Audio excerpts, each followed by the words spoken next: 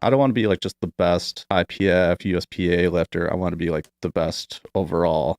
I'm curious, before you made that transition, what made you want to move in that direction? Because it seems like you still had a lot that you could have continued to gain there. Oh, you mean going from IPF to USPA? Oh, okay. Yeah, sorry. I was confused. Yeah, so AKA getting on some drugs. Yeah.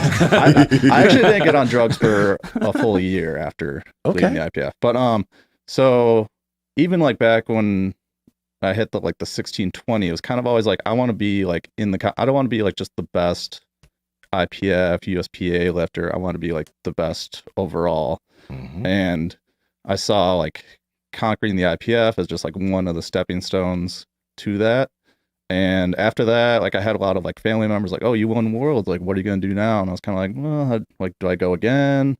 And originally that was kind of the plan. Yeah. And then the first big Kern with the $40,000 payout got announced. And I was like, that's an easy reason to switch. Like, I ended up taking second at that meet. And I was actually still natty at the time. So that was like, damn. Yeah. It was a $10,000 payout for second place.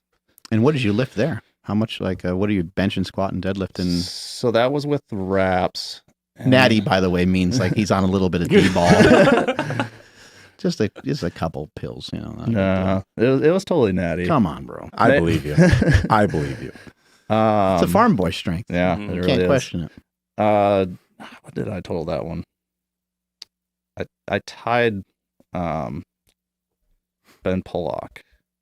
He's fucking strong. He is very strong. But did the USAPL give you shit for doing the Kern, even though like you didn't take anything? Like, that was why I was gonna stay natty, because my plan was I was like, okay, I'll alternate like every other year because it's a 1-year ban for competing outside. So I was like, okay, I can like do Worlds in 2016, do the Kern in 2017, then go back to Worlds in 2018.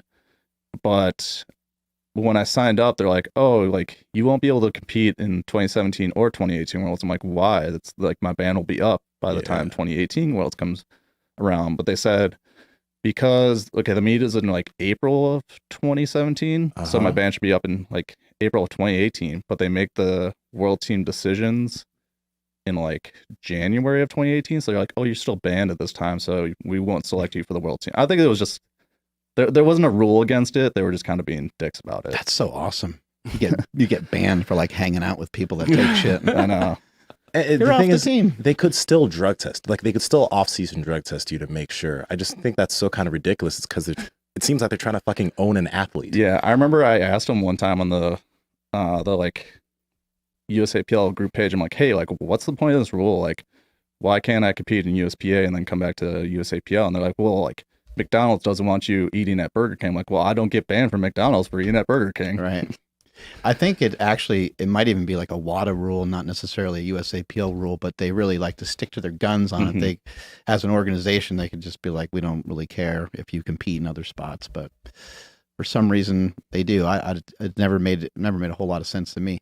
What did your training look like at that time? Because nowadays you bench squat and deadlift, and your ways of improving bench squat and deadlift are through bench squatting and deadlifting. You do assistance exercises, but you said like sometimes you don't have even a ton of steam to do them, and you're just kind of getting through them. I'm sure they're still a big part of what you do, but they seem to represent less.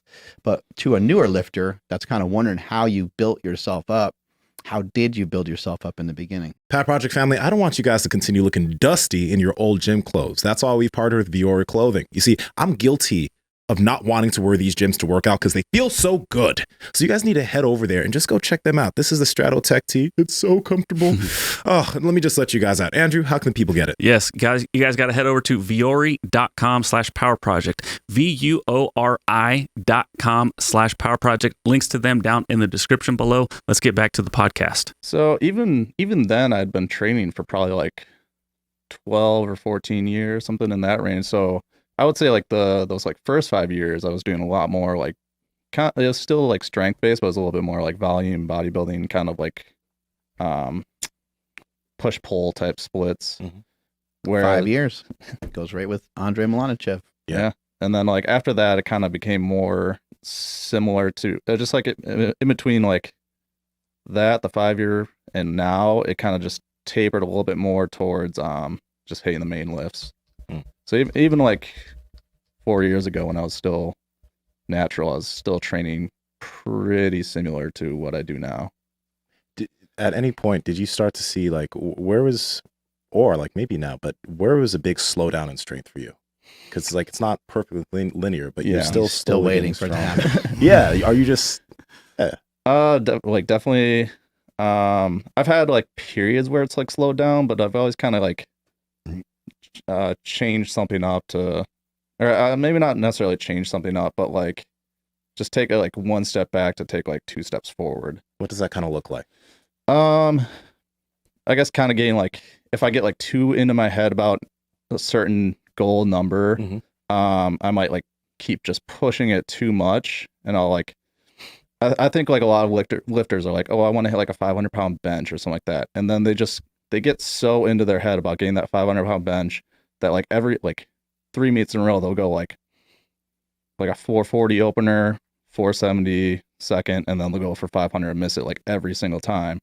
And I think like one thing I did was I was like, okay, like maybe I won't get 500-pound bench at this meet. Like maybe just go for 490 and then 496 the next one, then 500. And that like, I would say, I think like 2017 was kind of when like that clicked for me. And since then I've been very consistent with hitting like PRs on my meets. What was the decision to take performance enhancing drugs, and were you like worried about it, nervous about it, or has it been in your horizon for a long time? So I was kind of knew I would like eventually get on them. Just because, like I said, I always wanted to be the best. I didn't want to be just the best natty lifter. I wanted to be just the best overall, and I knew to do that I needed to get on drugs. And actually, I started on SARMs. That's how I actually like found Andrew, because he was doing the Sarmageddon series. Yeah, like right around that time. Christ, Andrew. Hey, look at the impact you had on our youth. I started right before him, so maybe I influenced him. Could have been. So I did that for about a year, and then decided to like, my first cycle was literally just, I did 12 weeks. I did the first 4 weeks were 150 test, and the next 4 were 200 tests. I can hear all the pens going right now. And then the last 4 weeks going into the meet, I went up to 250 milligrams of test, and that was the whole cycle. And that was when I hit the 2K at 181. You were like, "Damn, this shit works."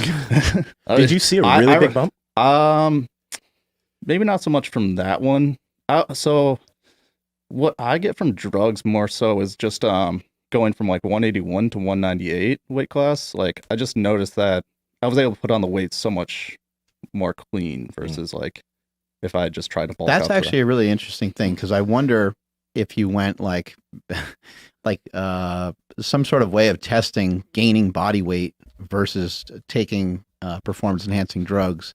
Like I don't know what the results are of that one study that everyone always brings up where people took testosterone, I think, for like 6 weeks, and they increased their bench without working out in comparison to a group that was natural, that was actually training. But I wonder if the group gained body weight, because I think that is a huge responsibility, or is what is hugely responsible for some of the strength gains, but obviously not forever. And for you have to stay in a particular weight class. Yeah, I think for powerlifting, I think most of the strength, like I think most of what you gain from taking like steroids or performance enhancers is just having more muscle. And it also makes the weight cut a lot easier too, I think. Like I feel like that's actually very true, because you have more muscle, and it's easier to kind of deplete your glycogen stores, lose water weight. It's easy to manipulate 15, 20 pounds when you have a large amount of muscle mass on you, whereas like just trying to just strictly lose fat would be very difficult, and also really awkward with trying to gain the weight back. Yep. If you had to lose 15, 20 pounds and it was mainly water weight, you can normally put it back on pretty well and lift pretty well. Hey, before you go, you got this far. That means that you've enjoyed the heat that we're continuing to bring you. So listen, like the video, comment something down below. We'll reply back, and subscribe to the channel, because we continue to bring you the heat. Seriously, do it. Love you. Bye.